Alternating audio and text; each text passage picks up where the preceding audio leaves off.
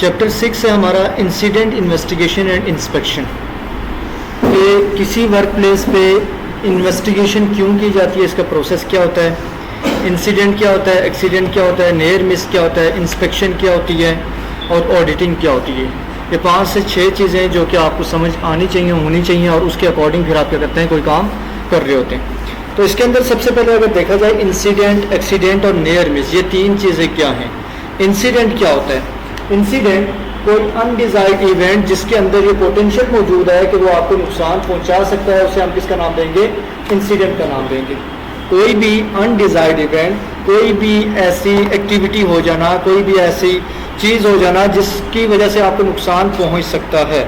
जैसे किसी work place पे आप मौजूद हैं, काम कर रहे हैं, और वहाँ पे कोई केमिकल वगैरह था, वो गिर गया।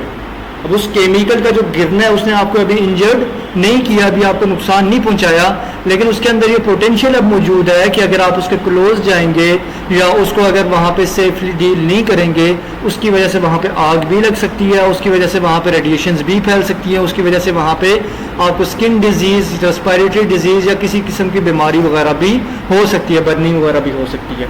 अब ये क्या चीज़ हो गई है? इंसिडेंट हो गई है। मीन अनडिजायर्ड इवेंट जिसके अंदर ये पोटेंशियल मौजूद है कि वो आपको नुकसान पहुंचा सकता है। जैसे किसी बिल्डिंग के अंदर आग लग जाना, अगर उसके अंदर कोई मौजूद नहीं है तो वहाँ पे क्या होगा, वो आपका इंसिडेंट ही कहलाएगा। कि ये क्या हो गया, आपने अक्सर देखा होगा कि जैसे अब गुल प्लाजा के अंदर आग लगी तो उसे कहा जा रहा था कि एक बहुत बड़ा इंसिडेंट था। अब उस इंसिडेंट के अंदर ये भी पोटेंशियल मौजूद था कि वहाँ पे हज़ारों लोगों को और नुकसान पहुँच सकता है। अगर वही आग दिन में लगी होती, जब पूरा प्लाजा वहाँ पे लोग आए हुए, तो उस वक्त उन्हें ज़्यादा नुकसान पहुँच सकता था, उसके अंदर पोटेंशियल था, वो ज़्यादा लोगों को नुकसान पहुँचा सकता है। तो इंसिडेंट क्या होती है? एक ब्रॉडर टर्म होती है जो कि आपके एक्सीडेंट को भी अपने अंदर कवर कर रही होती है। मतलब उसके अंदर जो इंजरीज वगैरह हो रही होती हैं वो भी उसके अंदर ही कवर हो रही होती हैं, और उसके अंदर फर्दर ये पोटेंशियल अभी मौजूद होता है कि वो आपको और नुकसान पहुंचा सकता है। तो उस चीज़ को हम किसका नाम देंगे? इंसिडेंट का नाम देंगे। एक्सीडेंट क्या होगा? कोई भी अनडिजायर्ड इवेंट जो कि किसी पर्सन को हार्म करता है, इंजर्ड करता है।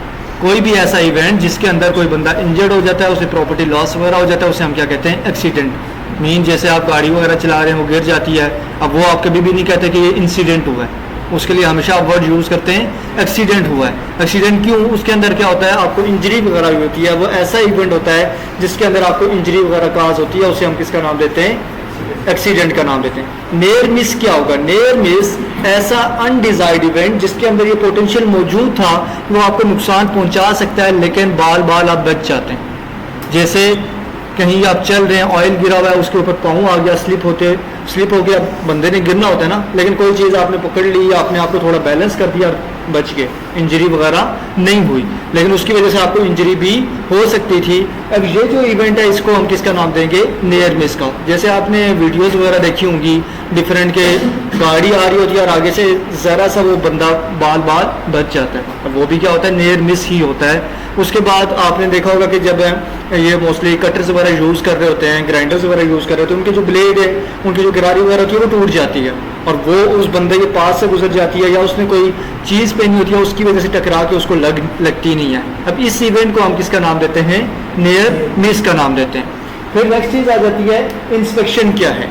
इंस्पेक्शन क्या होती है कि डेली आपकी वर्क प्लेस पे जो आप मॉनिटरिंग कर रहे हैं, डेली की आप अपनी एक्टिविटीज़ को जो मॉनिटर कर रहे हैं, चेक कर रहे हैं कि वो रूल्स एंड रेगुलेशंस के अकॉर्डिंग हैं या नहीं है, उनकी डॉक्यूमेंटेशन करना। क्या क्या चेक करते हैं? डेली जो वर्कर्स हैं उनके वर्किंग पैटर्न को चेक करते हैं, वो आए हैं या नहीं आए उनको चेक करते हैं, वो जो काम कर रहे हैं उनका काम करने का तरीका सही है या नहीं है। उसके बाद जो टूल्स यूज़ कर रहे हैं वो कौन से टूल्स यूज़ कर रहे हैं, वो टूल्स आपके अप्रोप्रिएट हैं या नहीं है। उसके बाद आप देखते हैं कि जो वहाँ पे चीज़ें यूज़ कर रहे हैं वो अप्रूव्ड हैं या नहीं है। अब ये जो डेली मॉनिटरिंग की जा रही है वर्क प्लेस पे, तमाम एक्टिविटीज़ को देखा जा रहा है ताकि उसके अंदर कोई भी अगर खतरा है उसे आइडेंटिफाई किया जा सके। इस प्रोसेस को हम किसका नाम देते हैं? इंस्पेक्शन का नाम देते हैं। इन्वेस्टिगेशन क्या होती है? जब ये इवेंट हो जाता है, इंसिडेंट या एक्सीडेंट हो जाता है, और जब हम वहाँ पे जाते हैं और उस इंसिडेंट की जो रीजंस हैं उनको फाइंड आउट करने की कोशिश करते हैं, उसके अंदर देखने की कोशिश करते हैं कितना नुकसान हुआ है, कितना हमें आगे हमें कौन सी चीज़ों को इम्प्रूव करना चाहिए, कौन से फैक्टर्स इसके अंदर रिस्पॉन्सिबल हैं, उस चीज़ को हम किसका नाम देते हैं, इन्वेस्टिगेशन का, मतलब तहकीक का नाम देते हैं। जब कोई इंसिडेंट होगा, एक्सीडेंट होगा, तब ही जाके हम क्या करेंगे, इन्वेस्टिगेशन करेंगे। और इंस्पेक्शन जो है, इंस्पेक्शन के लिए इंसिडेंट या एक्सीडेंट के होने का ज़रूरी नहीं है। ये नहीं देखा जाएगा कि कब इंसिडेंट होगा या कब वहाँ पे कोई एक्सीडेंट होगा, तब जाके हम क्या करेंगे, इंस्पेक्शन। इंस्पेक्शन डेली आपकी मॉनिटरिंग है, डेली आपके वर्क पैटर्न्स जो हैं उनको देखना। एक सेफ्टी ऑफिसर का भी काम क्या होता है कि वर्क प्लेस को सेफ एंड सिक्योर करना। उसको सेफ और सिक्योर करने के लिए वो रूटीन के टाइम पे क्या करता है, चीज़ों को एग्जामाइन कर रहा होता है, देख रहा होता है तमाम work activities rules and regulations के अकॉर्डिंग है या नहीं है, वर्कर्स किसी किस्म की वायलेशन तो नहीं करते, वर्कर्स वहाँ पे टाइमली काम कर रहे हैं या नहीं कर रहे, वर्कर्स ऐसी जगह पे तो काम नहीं कर रहे जिसकी वजह से वहाँ पे उन्हें कोई इंजरी वगैरह हो सकती है, उन्हें कोई नुकसान वगैरह हो सकता है। तो इसको हम क्या नाम देते हैं, इंस्पेक्शन का। और फिर आ जाता है एक और चीज़ आ जाती है, टर्म ऑडिटिंग। ऑडिटिंग क्या होता है,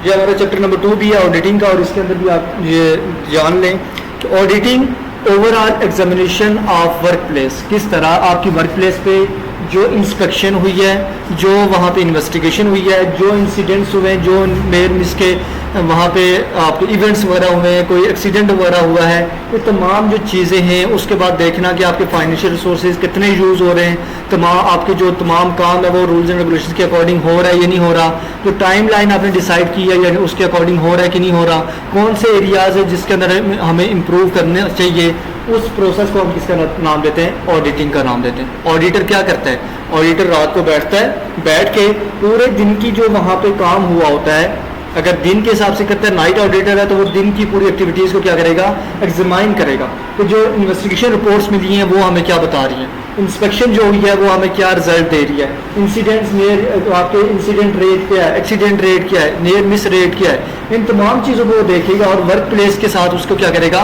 कंपेयर करेगा, और अपने उसने जो रूल्स वहाँ पे डिसाइड किया है, अपनी जो पॉलिसी बनाई है उसके साथ कंपेयर करेगा, क्या मैंने जो पॉलिसी बनाई थी उसके अकॉर्डिंग ये चीज़ें हो रही हैं या नहीं हो रही। इस प्रोसेस को हम किसका नाम देंगे, ऑडिटिंग का नाम देंगे।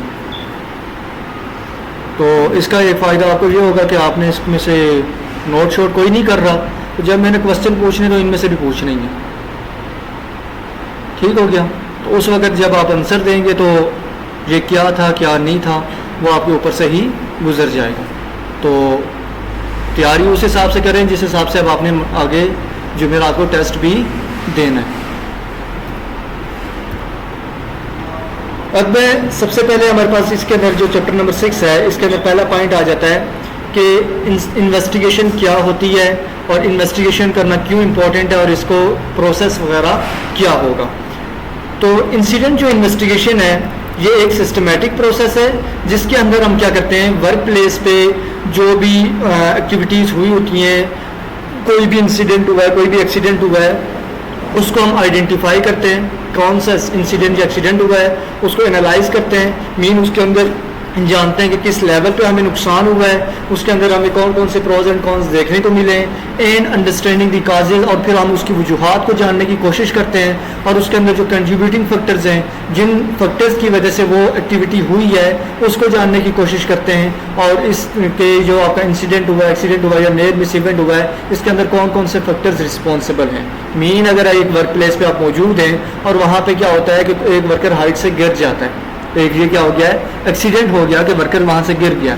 अब इन्वेस्टिगेशन क्या होगी, इन्वेस्टिगेशन ये होगी सबसे पहले आइडेंटिफाई किया जाए कि कौन सी वर्क प्लेस पे वर्कर काम कर रहा था और कितनी हाइट से वो गिरा है। फिर सेकंड चीज़ एनालाइज किया जाएगा उस वर्क प्लेस को कि वहाँ पे ऐसे कौन से फैक्टर्स मौजूद थे, कौन सी चीज़ें मौजूद थी कि जिन्होंने उसे रोका नहीं और उसकी वजह से वो गिर गया। मीन वर्क प्लेस का जो स्ट्रक्चर है उसे देखा जाएगा कि वर्क प्लेस पे जब वो काम कर रहा था कौन से मटेरियल वगैरह यूज़ कर रहा था, कौन सी एक्टिविटीज़ यूज़ कर रहा था, क्या जिस स्ट्रक्चर के ऊपर वो खड़ा होकर काम कर रहा था वो स्ट्रक्चर वहाँ पे कोलैप्स कर गया है, या फिर वो देखेंगे कि वो जो पर्सन काम कर रहा था उसने सेफ्टी बेल्ट वगैरह का इस्तेमाल नहीं किया, या उसने कोई वहाँ पे बैरियर्स वगैरह जो आपकी गार्ड रेल्स वगैरह इस्तेमाल होती हैं हाइट के ऊपर काम करने के लिए वो उसने वहाँ पे यूज़ नहीं की, जिसकी वजह से वो फ्रीली वहां पे गिर गया।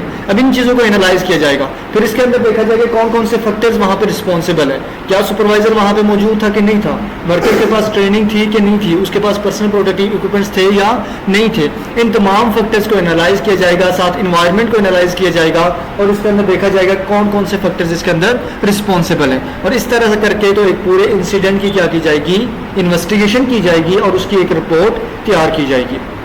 अब ये जो इंसिडेंट इन्वेस्टिगेशन की जाती है, इसका पर्पस होता है क्या? हादसा तो हो गया, अब उसके अंदर जो नुकसान हुआ था वो वापस तो आप फुलफिल नहीं कर सकते। अब इन्वेस्टिगेशन क्यों की जा रही है? इन्वेस्टिगेशन इसलिए की जा रही है ताकि वर्क प्लेस के ऊपर इस तरह का जो इंसिडेंट है वो वापस ना हो। न्यू जो वर्कर्स आने वाले हैं उन्हें हम ट्रेनिंग प्रोवाइड कर सकें कि वर्क प्लेस पे ये हैजर्ड्स भी मौजूद है, वर्क प्लेस पे इस तरह के इंसिडेंट्स और एक्सीडेंट्स भी हो सकते हैं, इनके बारे में भी आपके पास अवेयरनेस होनी चाहिए।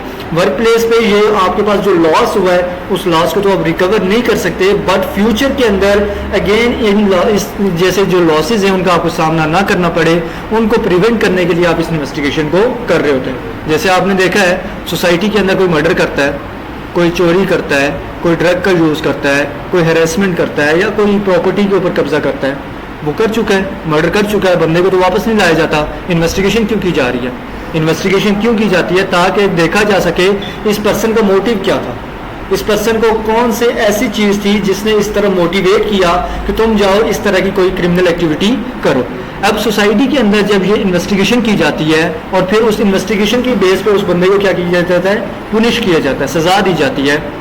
सज़ा क्यों दी जाती है?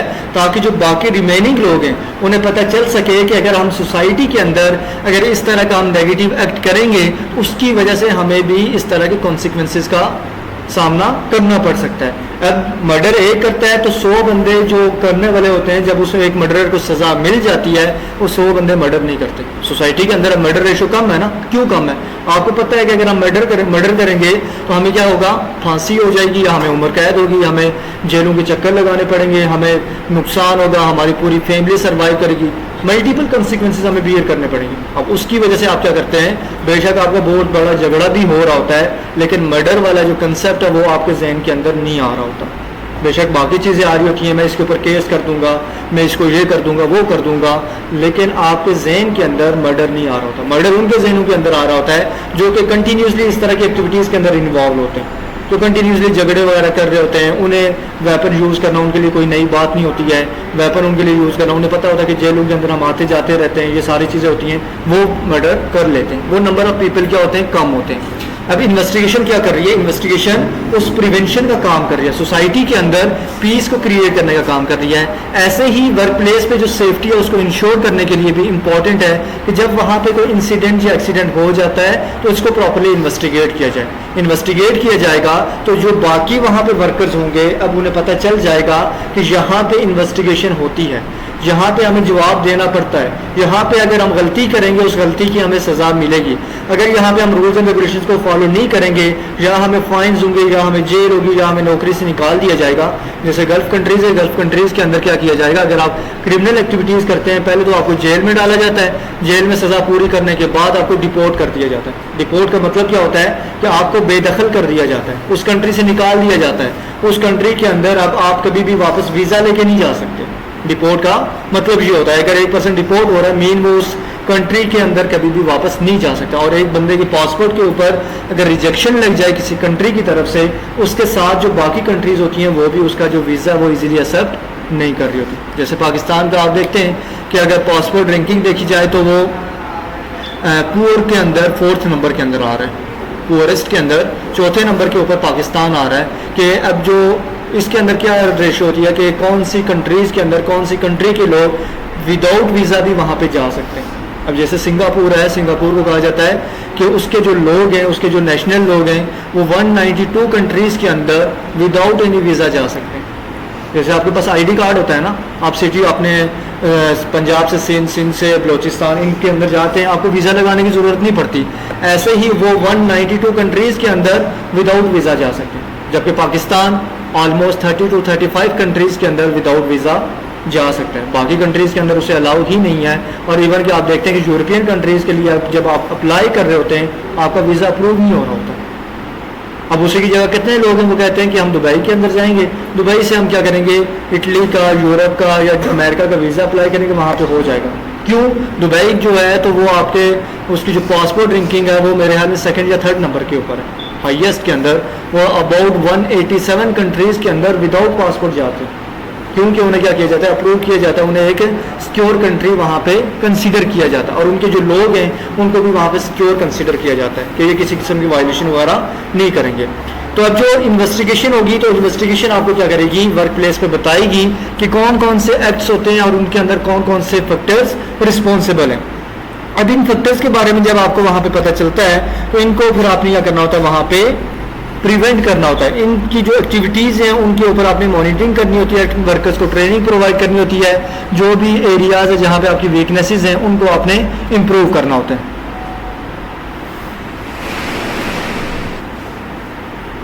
तो पहली चीज़ इसके अंदर क्या होगी, इन्वेस्टिगेशन आपको हेल्प करती है कि वर्क प्लेस पे आप क्या करेंगे, प्रिवेंशन करेंगे। Prevention of what, incidents and accidents. Prevention का मतलब क्या है, रोकथाम करना, हादसा को रोकना, और वहाँ पे जो इंसिडेंट्स एक्सीडेंट्स हो रहे हैं उनकी एकरिंग, उनके अंदर जो फैक्टर्स रिस्पॉन्सिबल हैं उनको आइडेंटिफाई करके उनको करेक्ट करना, ताकि ये हादसा वापस ना हो जाए। इसलिए आप क्या करते हैं, वर्क प्लेस पे इन्वेस्टिगेशन करते हैं। सेकेंड चीज़ क्या करते हैं, इम्प्रूवमेंट। जब आप चाहते हैं कि आपके प्रोसेसेस के अंदर कंटिन्यूस इंप्रूवमेंट आए, आप वहाँ पे क्या करेंगे, वो फैक्टर्स जो कि आपके प्रोसेसेस को वहाँ पे ख़राब कर रहे हैं, उनकी कंडीशन को पुअर कर रहे हैं, उनके अंदर वहाँ पे डिफेक्ट रेट को इंक्रीज कर रहे हैं, उनको आप आइडेंटिफाई करते हैं। इंसिडेंट और एक्सीडेंट को जब आप इन्वेस्टिगेट करते हैं उसके अंदर तमाम जो नेगेटिव फैक्टर्स होते हैं उनकी आप इन्वेस्टिगेशन करते होते हैं, उनको आप आइडेंटिफाई करते हैं, और फिर उनको जब आप आइडेंटिफाई कर लेते हैं तो उसके बाद आप उनको वैसे ही तो नहीं छोड़ देंगे, उन वीकनेसेस को आप क्या करेंगे, इंप्रूव करेंगे, और उसके थ्रू क्या होगा, आपके जो प्रोसेसेस होंगे उनके अंदर भी इंप्रूवमेंट आएगी। वर्क प्लेस की इंप्रूवमेंट के लिए ज़रूरत है तो वहाँ पर अगर आप चाहते हैं कि आपकी वर्क प्लेस इंप्रूव हो तो वहाँ पर जितने भी हादसा होंगे उनकी आप प्रॉपर इन्वेस्टिगेशन करेंगे, जो रिस्पॉन्सिबल फैक्टर्स हैं उनको आइडेंटिफाई करके उनको करेक्ट करेंगे। थर्ड चीज आ जाती है लीगल एंड रेगुलेटरी कंप्लायंसेस। तो वर्क प्लेस पे जब आप चाहते हैं कि तमाम जो एक्टिविटीज हैं वो स्टैंडर्ड के अकॉर्डिंग हो, आपकी वर्क प्लेस पे रूल्स एंड रेगुलेशंस फॉलो हों, स्टैंडर्ड्स फॉलो हों, फिर उसके लिए आप क्या करते हैं, वर्क प्लेस पे प्रॉपर इन्वेस्टिगेशन करते हैं। थॉरो इन्वेस्टिगेशन इंश्योर करती है कि वर्क प्लेस पे तमाम जो लीगल और रेगुलेटरी कंप्लायंसेस हैं उनको फुलफिल किया जा रहा है, मतलब जो लीगल वैल्यूज है, जो लॉ है, उसके अकॉर्डिंग तमाम रिक्वायरमेंट्स फुलफिल हो रही हैं। अब इन्वेस्टिगेशन किसके अकॉर्डिंग की जाती है, इन्वेस्टिगेशन के अंदर यही देखा जाता है कि क्या आपने स्टैंडर्ड की वायलेशन की है कि नहीं की है। जब आप स्टैंडर्ड की वायलेशन देखेंगे उसकी वजह से वहाँ पे लीगल एंड रेगुलेटरी जो कंप्लायंसेस हैं उनकी रिक्वायरमेंट भी पूरी होंगी। मतलब सोसाइटी के अंदर, आपकी वर्क प्लेस के अंदर जब कोई वहाँ पे worker safety rules and regulation को फॉलो नहीं करेगा, उनको आप आइडेंटिफाई करके वहाँ पे वापस करेक्ट करेंगे मीन वो वापस लॉ के अकॉर्डिंग काम करेंगे, उसकी वजह से रेगुलेटरी जो कंप्लायंसेस हैं उनको आप इंश्योर करते हैं। अकाउंटेबिलिटी, जवाबदेही का कल्चर जो है वो वर्क प्लेस पे लॉन्च होता है। अकाउंटेबिलिटी, जब आप वर्क प्लेस पे इन्वेस्टिगेशन करते हैं, अब तमाम वर्कर्स को पता होता है कि हमें जो रिस्पॉन्सिबिलिटी दी गई है, हमें जो ड्यूटीज़ दी गई हैं, हमें जिस पॉलिसी के अकॉर्डिंग यहाँ पे कॉन्ट्रैक्ट दिया गया है, हमें उसको फॉलो करना पड़ेगा। अगर हम फॉलो नहीं करेंगे हमें वहाँ पे जवाबदाह होना पड़ेगा, और उस चीज़ के डर से फिर वो क्या करते हैं, अपने तमाम जो काम है उनको सही तरीके से कर रहे होते हैं। अगर किसी सोसाइटी के अंदर या किसी ऑफिस के अंदर जब आप जाते हैं जॉब करने, और वहाँ पे आपको पता है कि आपको डेली आपकी जॉब के बारे में पूछा जाएगा, आपकी प्रोग्रेस क्या है, आपने कितना काम किया है, अब जो आपका काम करने का वे होगा वो भी इम्प्रूव होगा। उसी की जगह आपसे पूछा ही ना जाए पूरा महीना कि आपने कोई काम किया है कि नहीं किया, उसके अंदर फिर आप अपनी मर्जी से करेंगे, उसके अंदर ना सही से काम होगा, ना उसके अंदर कोई इंप्रूवमेंट आएगी। इसीलिए जब इन्वेस्टिगेशन होती है तो इन्वेस्टिगेशन क्या करती है, वहाँ पे तमाम रिस्पॉन्सिबल फैक्टर्स को आइडेंटिफाई कर रही होती है, और उसकी वजह से फेयरली और एक्यूरेटली वहाँ पे ऑर्गेनाइजेशन का कल्चर भी इंप्रूव होता है और अकाउंटेबिलिटी वहाँ पे आ रही होती है। एंड पहले ही हमने बात की कि जो आपके इंसिडेंट्स और एक्सीडेंट्स होते हैं, ये जो न्यू मेंबर्स होते हैं, जो जिनकी न्यू रिक्रूटमेंट होती है, जो आपका नए प्रोफेशनल्स आ रहे हैं या नए वहाँ पे सेफ्टी ऑफिसर्स आ रहे हैं, उनके लिए आप क्या करते हैं, लर्निंग के लिए मटेरियल प्रोवाइड कर रहे होते हैं, उन्हें अपनी ऑर्गेनाइजेशन की एग्जाम्पल्स प्रोवाइड करते हैं कि अगर आप सेफ्टी को फॉलो नहीं करेंगे तो इससे पहले इतने वर्कर्स यहाँ पे इंजर्ड हो चुके हैं, इतना नुकसान हो चुका है, उन्हें अगर उन्होंने लॉ को वायलेट किया, उन्हें इन कॉन्सिक्वेंसेज का वहाँ पे बर्दाश्त करना पड़ा है, तो उसके अकॉर्डिंग फिर आप उनको क्या कर रहे होते हैं, लर्निंग मटेरियल प्रोवाइड करते हैं, उनको ट्रेन भी करते हैं।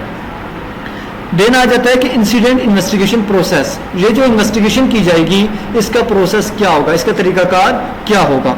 अब कोई किसी भी जगह पे जब हादसा हो जाता है तो आपने क्या करना होता है, सबसे पहले जो उससे रेलिवेंट अथॉरिटी होती है, पुलिस है या मेडिकल इमरजेंसी कोई भी है, उनको आप क्या कर रहे होते हैं, इन्फॉर्म कर रहे होते हैं। या आपने जो अगर आप वहाँ पे जूनियर है, वर्कर के तौर पे काम कर रहे हैं, अपने सीनियर को वहाँ पे इन्फॉर्म करते हैं। पहला काम आप क्या करेंगे, नोटिफाई करेंगे, उस चीज़ को रिपोर्ट करेंगे अपने सीनियर को।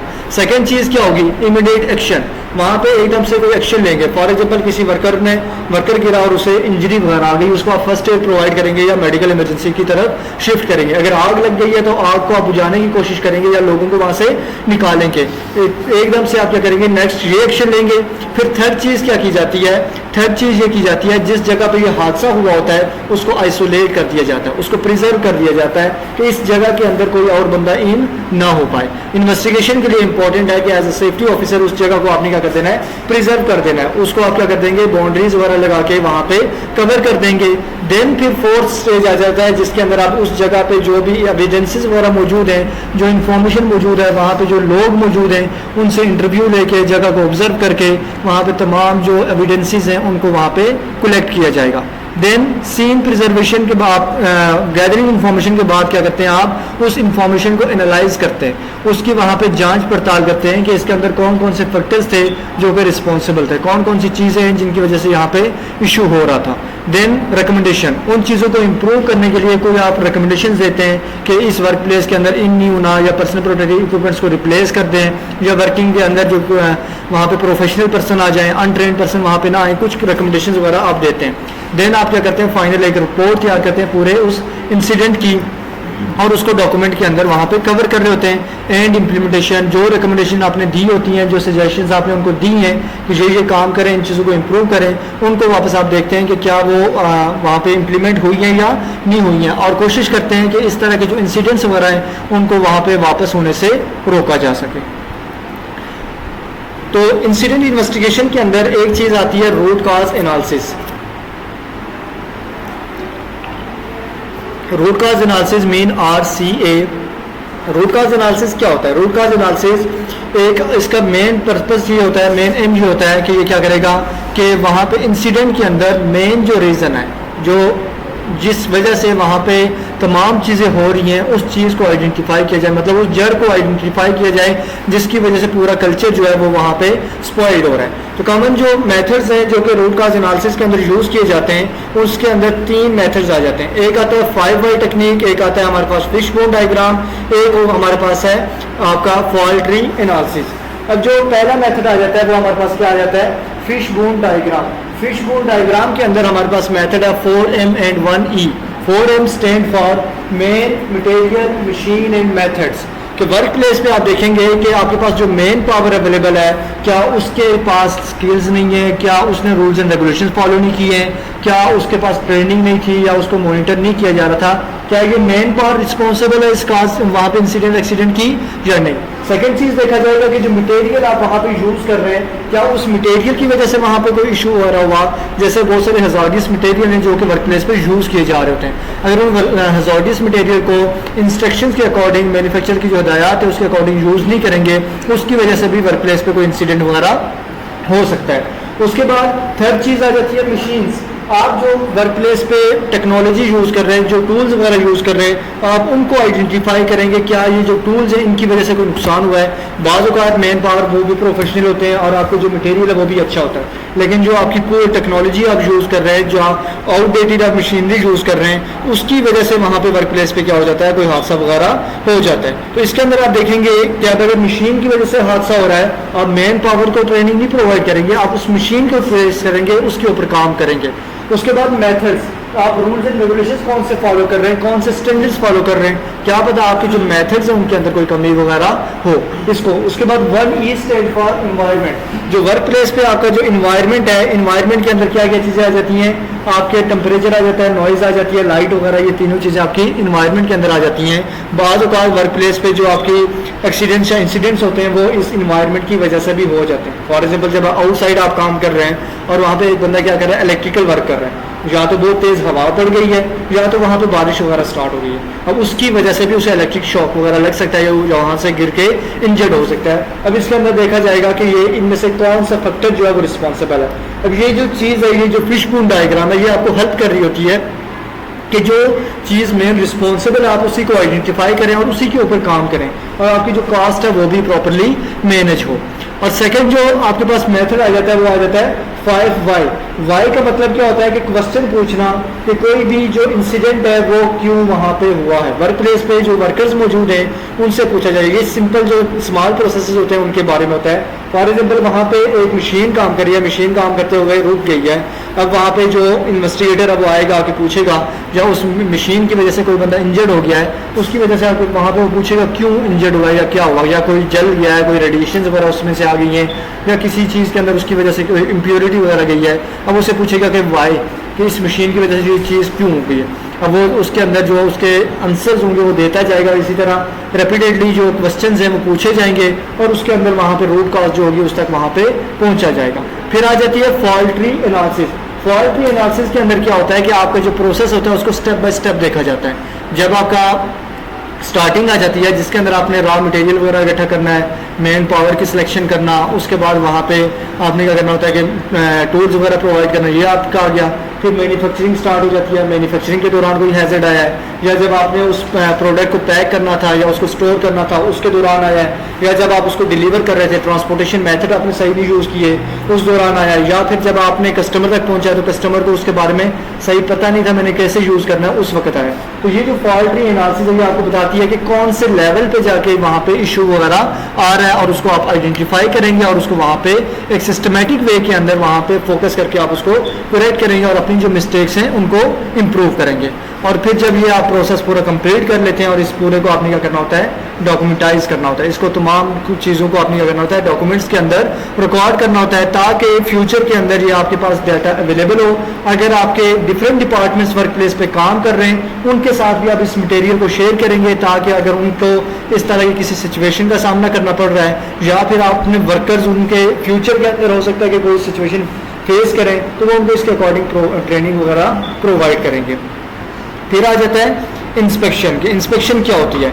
इंस्पेक्शन क्या होता है कि रूटीन चेक होता है जिसके अंदर डेली की प्रोसेसेस वगैरह को आप असेस करते हैं, उनका एग्जामिनेशन करते हैं, इक्विपमेंट्स को चेक कर रहे होते हैं, अपनी फैसिलिटीज़ को चेक करते हैं जहाँ पे आप काम कर रहे हैं, वर्किंग इन्वायरमेंट को चेक करते हैं, कौन से हैजर्ड्स मौजूद हैं उनको आइडेंटिफाई कर रहे होते हैं ताकि आपकी जो डेली की प्रोसेसेस हैं वो स्मूथली रन हो सकें, उनके अंदर किसी किस्म का वहाँ पर खतरा ना हो।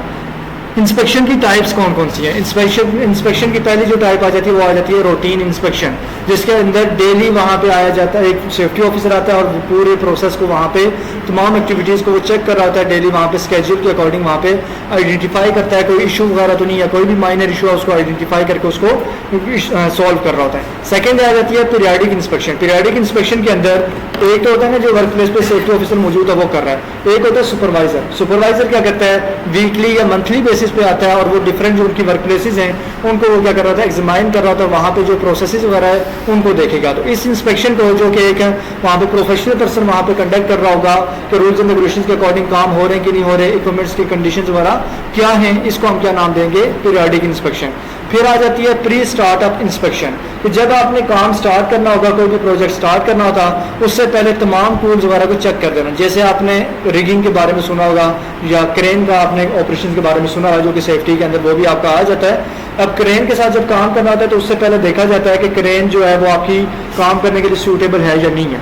उसके बाद जो टूल्स आप यूज़ कर रहे हैं क्रेन के साथ, हुक्स वगैरह इस्तेमाल कर रहे हैं, कोई आप रोप वगैरह इस्तेमाल कर रहे हैं, स्लिंग इस्तेमाल कर रहे हैं, वायर रोप है या उसके टायर्स वगैरह हैं, जितनी भी चीज़ें उनको चेक किया जाता है ये डैमेज तो नहीं है, ये टूटी हुई तो नहीं है। अगर वो टूटी हुई होंगी तो आपका प्रोसेस ही प्रॉपरली नहीं चल पाएगा। अब ये जो इंस्पेक्शन की जा रही है, जो काम शुरू करने से पहले की जा रही है, इसे हम किसका नाम देते हैं, प्री स्टार्टअप इंस्पेक्शन का नाम देते हैं। उसके बाद फिर आ जाती है स्पेशल इंस्पेक्शन। स्पेशल इंस्पेक्शन कब होती है, जब आपका कोई प्रोसेस चेंज हो रहा है। फॉर एग्जाम्पल एक आपने क्या किया कि आप एक मोबाइल आपकी कंपनी बना रही है, उसके अंदर कंपनी ने क्या किया कि पहले रॉ मटेरियल को इकट्ठा किया, रॉ मटेरियल को इकट्ठा किया, उस पूरे रॉ मटेरियल को क्या करेगी, चेक करेगी। अब फिर उनका नेक्स्ट प्रोसेस क्या स्टार्ट होना है, मैन्युफैक्चरिंग का स्टार्ट होना है। मैन्युफैक्चरिंग से पहले भी वो देखेगी। अब ये प्री स्टार्ट भी आ रही है और ड्यूरिंग प्रोसेस भी आपका आ रहा है। प्री स्टार्ट किस तरह आ रहा है कि मैन्युफैक्चरिंग से पहले मटेरियल को देखना, और मटेरियल को चेक करना आपकी ये किसके अंदर आ रहा है, स्पेशल इंस्पेक्शन आ रही है, ताकि अब आपका जो नेक्स्ट प्रोसेस है वो स्मूथली रन हो सके। उसके बाद जब आपकी मैन्युफैक्चरिंग हो जाती है और मैन्युफैक्चरिंग के बाद डायरेक्ट पैकिंग नहीं की जाती, पहले प्रोडक्ट को एनालाइज किया जाता है कि प्रोडक्ट आपका तमाम क्वालिटी की रिक्वायरमेंट्स को पूरा कर रहा है कि नहीं कर रहा। अब ये जो इंस्पेक्शन है ये भी किसके अंदर आ जाएगी, स्पेशल इंस्पेक्शन, ताकि इसके बाद पैकिंग की जाए, पैकिंग के बाद स्टोरिंग की जाए। अब ये जो स्टेप बाय स्टेप आपका प्रोसेस है, इनके ऊपर जो इंस्पेक्शन की जाएगी वो आपकी किसके अंदर आ जाएगी, स्पेशल इंस्पेक्शन। या फिर जब आपकी वर्क प्लेस पे कोई इंसिडेंट या एक्सीडेंट हो जाता है, उसके बाद वहाँ पे ओवरऑल बाकी वर्क प्लेस को एनालाइज करने के लिए जो आप इंस्पेक्शन कहते हैं उसे भी हम स्पेशल इंस्पेक्शन का नाम देते हैं। या कोई कंप्लेन वगैरह करता है कि हमारी वर्क प्लेस पे जो सिस्टम है, जो प्रोसेसेस चल रहे हैं वो स्मूथली नहीं चल रहे, वो भी आपके किसके अंदर आ जाती है, आपकी स्पेशल इंस्पेक्शन के अंदर। Routine inspection, periodic, pre startup, special inspection, ये चारों जो टाइप्स हैं इंटरनल इंस्पेक्शन की टाइप्स हैं, जो कि आपकी ऑर्गेनाइजेशन के अंदर के ही डिपार्टमेंट, ऑर्गेनाइजेशन के अंदर ही जो मैनेजमेंट है वो इंस्पेक्शन कर रही है, वही चेकिंग कर रही है। और जो थर्ड पार्टी इंस्पेक्शन होगी, ये आउटसाइडर एक कंपनी आएगी, आउटसाइडर डिपार्टमेंट आएगा, जो कि आपके वर्क प्लेस को वहाँ पे देखेगा। जिस तरह के क्रेन की मैंने एग्जांपल दी है, तो क्रेन को हर साल के बाद आपने क्या करना होता है, थर्ड पार्टी से भी इंस्पेक्ट करवाना होता है, ताकि वो सर्टिफिकेशन मौजूद हो और पूरे साल के अंदर वो आपका सर्टिफिकेशन आपके पास अवेलेबल होता है। और डेली फिर जो इंस्पेक्शन होती है वो आपकी इंटरनल होती है, साल के बेस पे जो होगी वो एक्सटर्नल होगी या थर्ड पार्टी इंस्पेक्शन भी होगी, जो कि एक एक्सपर्ट टीम की तरफ से कंडक्ट की जाती है। और कोई भी एरर्स वगैरह जो कि आप खुद आइडेंटिफाई नहीं कर पाते, वो आके उसके अंदर उसको आइडेंटिफाई करती है और उसको वहाँ पे करेक्ट करने का बोलती है।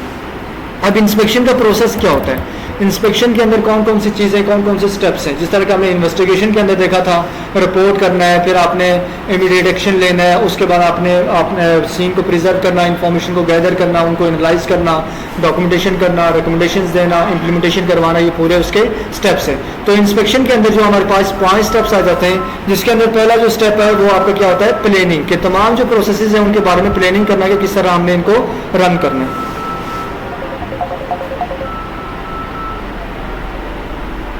हेलो, वालेकुम सलाम। तो प्लानिंग के अंदर आप क्या देखेंगे कि हमने इंस्पेक्शन करनी क्यों है। प्लानिंग आपको किसी भी चीज़ पे कोई भी काम करने के बारे में बता रही होती है कि ये काम आपने करना है क्यों, अगर करना है तो कैसे करना है, इसके अंदर आपके क्या ऑब्जेक्टिव होंगे, आपके क्या मकासद होंगे। तो सबसे पहले आप क्या करेंगे, किसी भी साइट पे अगर आप इंस्पेक्शन करने जा रहे हैं उसके बारे में प्लानिंग करेंगे। फॉर एग्जाम्पल आप जा रहे हैं किसी इंडस्ट्री के अंदर इंस्पेक्शन करने, तो वहाँ पर आप पहले प्लानिंग करेंगे कि इस इंडस्ट्री के अंदर हमने जाना है तो कौन सी चीज़ों को चेक करना है। वहाँ पर हमने टूल्स को चेक करना है, हमने प्रोडक्ट को चेक करना है, हमने मैन पावर को चेक करना है, हमने उनके जो प्रोसेसेस को चेक करना है, हमने रूल्स एंड रेगुलेशन को देखना है, किस चीज़ को हमने चेक करना है। सेकंड चीज़ फिर आप क्या करेंगे, प्रिपरेशन। अब अगर आप कहते हैं कि हमने उनके टूल्स को चेक करना है कि हमारे उनके टूल्स सही है या नहीं है, अब उन टूल्स को चेक करने के लिए आपके पास कुछ अपने भी टूल्स होने चाहिए, कुछ पैरामीटर्स होने चाहिए जिनके अकॉर्डिंग आप उनको चेक करेंगे। उनको आप क्या करेंगे, इकट्ठा करेंगे। जो डॉक्यूमेंट्स आपको चाहिए जिनके थ्रू आप उनको वेरीफाई करेंगे ये आपके जो प्रोसेस सही हैं गलत हैं। अब अगर आप किसी चीज़ को कह रहे हैं गलत है, गलत होने के लिए भी तो आपको एक एविडेंस देना पड़ता है, जो करेक्ट चीज़ होती है वो आपको उनको आइडेंटिफाई करनी पड़ती है। फॉर एग्जाम्पल आपको कहा जाता है कि ड्रग यूज़ करना गलत है, कैसे गलत है, डिफरेंट कंट्रीज़ के अंदर जो ड्रग्स हैं वो अलाउ है, आप कहते हैं उस कंट्री के अंदर तो लोग यूज़ करते हैं, फिर क्या किया जाता है, इस कंट्री का आपको क्या किया जाता है, लॉ निकाल के दिखाया जाता है अकॉर्डिंग टू 109 कि अगर आप क्या करते हैं कि मिस यूज़ ऑफ ड्रग्स करते हैं या स्मगलिंग वगैरह करते हैं तो उसके ऊपर आपको ये क्या होगी, रिस्ट्रिक्शन होगी, आपको ये सज़ा वगैरह होगी। अब उसके ऊपर आपको लॉ बना हुआ है, उस लॉ को जब आपके सामने प्रेजेंट किया जाता है उसके बाद आप उसके ऊपर ऑब्जेक्शन नहीं करते। इसी तरह जब आप प्रिपरेशन करेंगे, प्रिपरेशन के अंदर तमाम जो डॉक्यूमेंट्स हैं, तमाम जो चेकलिस्ट हैं, उनको आप इकट्ठा करेंगे जिनके थ्रू आपने वहाँ पे इंस्पेक्शन परफॉर्म करनी है। देन एग्जीक्यूशन का मतलब होता है अब आपने ये जो चीज़ें आपने तैयारी की थी, जो कि आपने प्लानिंग की है और जो टूल्स आपने इकट्ठे किए हैं, इनको जाके वहाँ पे आपने यूज़ करना है। मेन इंडस्ट्री के अंदर जाएंगे और टूल्स को क्या करेंगे, आप चेक करेंगे और तमाम जो प्रोटोकॉल्स हैं उनके अकॉर्डिंग आप उसकी इंस्पेक्शन करेंगे। इंस्पेक्शन के अंदर जो जो चीज़ें आपको वहाँ पे नज़र आई हैं, सही है गलत है, उन तमाम को आप क्या करेंगे, डॉक्यूमेंटाइज करेंगे। कोई भी डेविएशन है उसको भी वहाँ पे आप हाईलाइट करेंगे, कोई रिकमेंडेशन आप उनको दे रहे हैं किसी चीज़ के इम्प्रूव करने के बारे में, वो भी आप उसके अंदर डॉक्यूमेंटाइज करेंगे। एंड फॉलो अप, उसके बाद अगर कोई चीज़ वहाँ पर डेविएशन थी, लॉ को फॉलो नहीं किया गया और आपने बोला कि इसको इम्प्रूव किया जाए, उसके बाद अगेन चेक किया जाएगा, इंश्योर किया जाएगा कि वो एक्शन इम्प्लीमेंट हुआ है या नहीं हुआ। इस तरह से जो एक इंस्पेक्शन का प्रोसेस है वो रन हो रहा है। जैसे मैंने आपको बोला कि रूटीन इंस्पेक्शन है, वर्कर आया, सेफ्टी ऑफिसर आया, उसने आके वर्क प्लेस पे देखा वर्कर्स मौजूद हैं, टूल्स वगैरह मौजूद हैं, और कुछ टूल्स के अंदर क्या था कि वो आवाज़ दे रहे थे, उनके अंदर फ्रिक्शन ज़्यादा हो रही थी, रगड़ ज़्यादा खा रहे थे। अब उसने क्या कहा कि इनके अंदर क्या किया जाए, ऑयल वगैरह पुट किया जाए या जो फ्रिक्शन का वहाँ पे रीज़न है उसको आइडेंटिफाई करेक्ट किया जाए। अब वो थोड़ी टाइम के बाद जो एक स्पेसिफिक टाइम के बाद वापस आएगा, आके देखेगा उस मशीनरी को करेक्ट किया गया है कि नहीं किया गया, उस एक्शन को इम्प्लीमेंट किया गया कि नहीं किया गया, ये आपका फॉलो अप के अंदर आ जाता है। अब ये जो इंस्पेक्शन है ये आपको किस चीज़ के अंदर मदद करती है, इसकी वजह से क्या होता है? सबसे पहले रिस्क मैनेजमेंट। जब आप इनिशियल लेवल के अंदर ही आप आइडेंटिफाई कर लेते हैं कि मशीन के अंदर कोई इशू आ रहा है छोटे लेवल के ऊपर ही, अब आप उसको जब करेक्ट कर लेंगे तो उसकी वजह से वहाँ पर कोई हादसा वगैरह नहीं होगा। तो जो आपके जो रिस्क है उसको आप आइडेंटिफाई करके इंसिडेंट या एक्सीडेंट से पहले ही उसको क्या कर लेते हैं, आप करेक्ट कर लेते हैं। सेकेंड चीज़ क्वालिटी एश्योरेंस। जब आप प्रोडक्ट के अंदर वहाँ पे इश्यूज़ को, हैजर्ड्स को आइडेंटिफाई कर लेते हैं, अब आपका जो प्रोजेक्ट है वो स्मूथली रन हो रहा होता है, उसके अंदर जो प्रोडक्ट तैयार होता है वो भी आपका इफेक्टिव और अच्छे तरीके से तैयार हो रहा है, उसके अंदर किसी किस्म की कंटेमिनेशन वगैरह मौजूद नहीं होगी। उसके बाद रेगुलेटरी कंप्लायंस। इंस्पेक्शन आपको हेल्प करती है ये जानने में कि रूल्स एंड रेगुलेशंस फॉलो हो रहे हैं कि नहीं हो रहे। उसके बाद मेंटेनेंस प्लानिंग, कौन से इक्विपमेंट्स की मेंटेनेंस हमें करनी चाहिए और कौन से की नहीं करनी चाहिए, वो भी आपके इंस्पेक्शन के थ्रू ही पता चलता है। और कंटिन्यूस इंप्रूवमेंट, वर्क प्लेस पे जब आप चाहते हैं कि कंटिन्यूसली आप चीज़ों को इम्प्रूव करें, उनके अंदर बेहतरी को लेके आएँ, तो वो चीज़ भी आप इंस्पेक्शन के थ्रू ही कंफर्म कर रहे होते हैं। डेली आप जब चेक कर रहे हैं तो वर्कर्स को पता है कि इंस्पेक्शन हो रही है, चेक हो रही है, और वो डेली क्या करेंगे, अपने जो ऑपरेशंस हैं उनको क्या करेंगे, इम्प्रूव करेंगे। डेली जब आप उनको मिस्टेक्स बताएंगे, उन मिस्टेक्स को करेक्ट करवाएंगे, तो आपका जो प्रोसेस होगा उसके अंदर इम्प्रूवमेंट ही आती जाएगी। और इंस्पेक्शन का जो प्रोसेस है वो कंटिन्यूस इम्प्रूवमेंट को भी लेके आता है और वर्क प्लेस के जो प्रोसेसेस हैं उनको भी ज़्यादा इन्हांस करता है। Integrations and benefits. अब इंस्पेक्शन और जो इन्वेस्टिगेशन है इसको आप अपनी वर्क प्लेस की एक्टिविटीज़ के अंदर अगर इंटीग्रेट कर लेते हैं, इंटीग्रेट करना मतलब शामिल कर देते हैं, तो उसका क्या फ़ायदा होगा? अगर हम अपनी वर्क प्लेस पे जितनी एक्टिविटीज़ है, हम कहते हैं कि हमने एक बंदा रख लेना है जो डेली वहाँ पे इंस्पेक्शन करेगा, हादसा कोई हो जाता है उसको हम इन्वेस्टिगेट करेंगे। अब इसके क्या फ़ायदे होंगे? सबसे पहला इसका जो फ़ायदा होगा, हमारी जो सेफ्टी होगी वो ज़्यादा इन्हांस होगी। हमारे जो सेफ्टी के रूल्स एंड रेगुलेशन हैं वो ज़्यादा इफेक्टिव वे के अंदर वहाँ पे इंप्लीमेंट होंगे। सेकंड चीज़ हमने देखी थी अकाउंटेबिलिटी। इन्वेस्टिगेशन क्या करती है, वर्कर्स को अकाउंटेबल बनाती है। तो जो इन्वेस्टिगेशन और इंस्पेक्शन है, जब हम इसको अपने कल्चर के अंदर शामिल कर देंगे तो ये क्या करेगी, अकाउंटेबिलिटी की जो कल्चर है उसको भी ज़्यादा इंप्रूव करेगी। Resource optimization. अब जब आप डेली वहाँ पे हैजर्ड्स को आइडेंटिफाई कर रहे हैं, अपने प्रोसेसेस को इंप्रूव कर रहे हैं, आप अपनी कॉस्ट सेविंग भी कर रहे हैं, आप हादसा से भी बच रहे हैं, आपके जो रिसोर्सेज हैं उनको ज़्यादा एफिशिएंट वे के अंदर आप यूज़ कर रहे हैं, और जो टारगेटेड एक्शंस हैं उनको आप अचीव करने की कोशिश करने। अगर आप इन दोनों को अपने प्रोसेसेस के अंदर शामिल करेंगे, उसकी वजह से आपके जो रिसोर्सेज हैं वो भी ज़्यादा ऑप्टिमाइज होंगे, और आपकी वर्क प्लेस पे जो लीगल रेगुलेटरी कंप्लायंसेस हैं वो भी ज़्यादा इफेक्टिव वे के अंदर इंप्लीमेंट होंगी। वर्कर्स उनको फॉलो करेंगे, और जो स्टेक होल्डर है, मेन जो क्लाइंट वगैरह हैं, जो आपके वर्कर्स हैं या जिनके साथ आपने न्यू प्रोजेक्ट करने हैं, उनका भी आपके ऊपर ट्रस्ट बिल्ड होगा कि ये जो कंपनी है ये ज़्यादा सेफ और सिक्योर है, ज़्यादा ये इफेक्टिव वे के अंदर मैनेजमेंट करती है, ज़्यादा इफेक्टिव वे के अंदर प्रोसेसेस को रन करती है। तो उसके ये जो चीज़ है ये आपको इस तरह अपना जो ट्रस्ट बिल्डिंग है उसके अंदर भी आपको हेल्प करती है। क्लियर है?